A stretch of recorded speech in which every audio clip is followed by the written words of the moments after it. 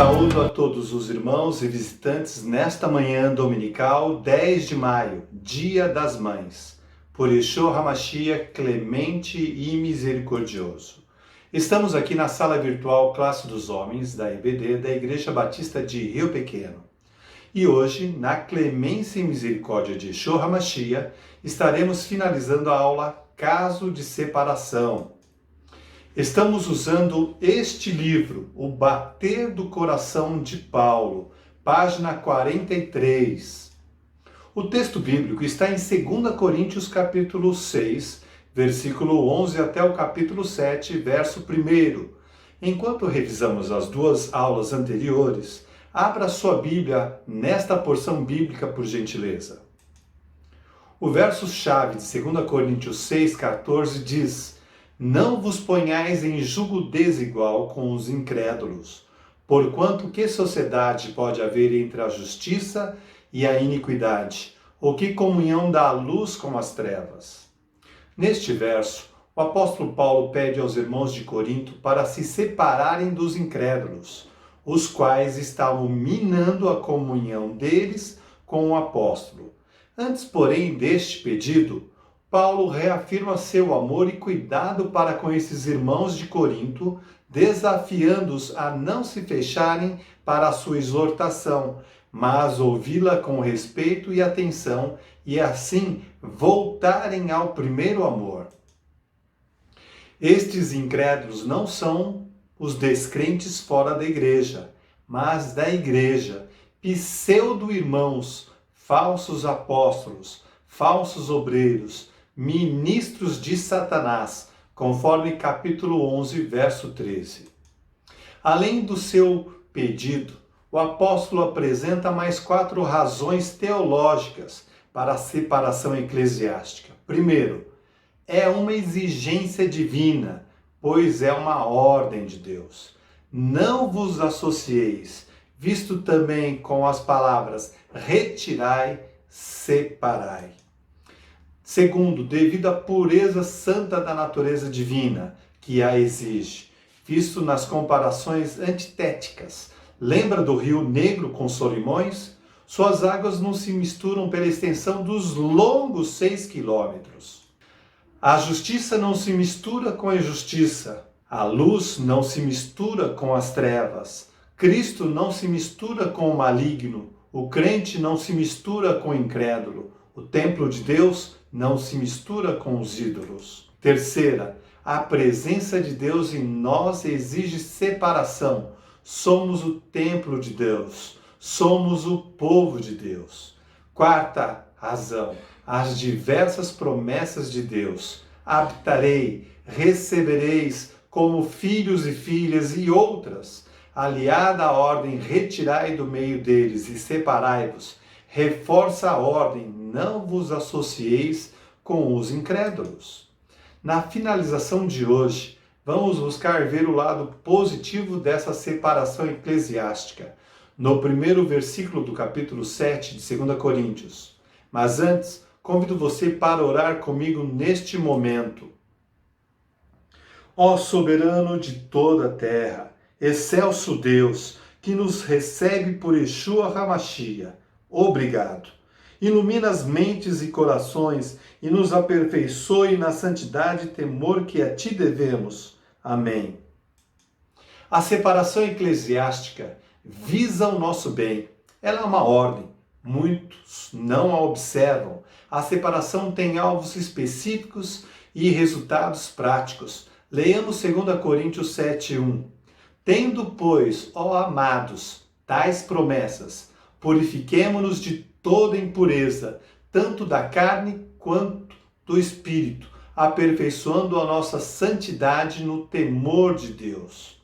O tendo desse verso liga o capítulo 6 e fica evidente que faz parte do assunto anterior da separação, do jugo desigual, pela menção de termos tais promessas.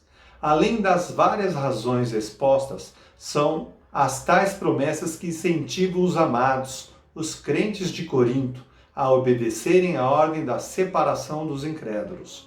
Os amados não são apenas os pastores ou os líderes, são todos os crentes, eu e você, todos aqueles que são de Jesus. É uma responsabilidade individual. Nenhum crente pode delegar para o pastor, ou para a igreja, ou para o professor, ou para os pais, ou o cônjuge, a responsabilidade da separação eclesiástica. Foi aos crentes a ordem de não manter um jugo desigual. A separação conduz à pureza, que também é uma questão individual, responsabilidade de cada crente, de cada irmão. Temos que nos purificar de toda impureza, tanto da carne como do espírito. É certo que as falsas doutrinas podem contaminar o espírito, levando assim à impureza do espírito. Mas por que a menção da impureza da carne? A incredulidade ocorre na mente, parte física do corpo, que pode conduzir para a apostasia. Esta é a prática da incredulidade, que por sua vez conduz à impureza da carne. A carta de Judas, versos 4 e 8, declaram isso. Homens ímpios que transformam em libertinagem a graça de Deus e negam o nosso único soberano e Senhor Yeshua HaMashiach. Ora, estes da mesma sorte contaminam a carne. Os apóstatas advogam uma nova moralidade, que nada mais é que a antiga imoralidade condenada nas Escrituras Sagradas, tais como o movimento evangélico gay, aborto, recasamentos, entre outros. A incredulidade contamina e leva ao pecado. Assim, os crentes devem separar-se dos incrédulos e devem se purificar. Portanto, o primeiro resultado aqui visto é a restrição do pecado. A separação combate a propagação do pecado e a contaminação individual de cada um e coletivamente na igreja. Lembra de Ananias e Safira? Veio grande temor a toda a igreja. Atos 5, de 9 a 11. Segundo, resulta na restauração de pecadores. O pastor deve repreender severamente os falsos mestres, visando a sanidade da fé. Tito 1:13. Os demais, nós todos devemos encaminhar com mansidão o irmão pego em faltas. Observe a cautela. Não ser tentado também. Gálatas 6:1. E perdoando e consolando o irmão arrependido. 2 Coríntios 2:7.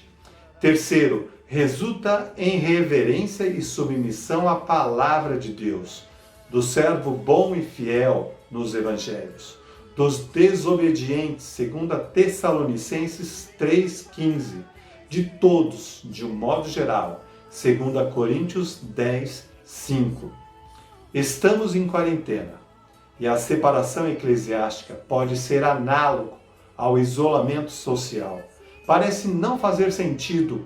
Os resultados econômicos e sociais do isolamento parecem ser pior que os almejados no campo da saúde pública e individual. Mas o isolamento tem por esse objetivo evitar contrair o coronavírus, que é altamente contagioso.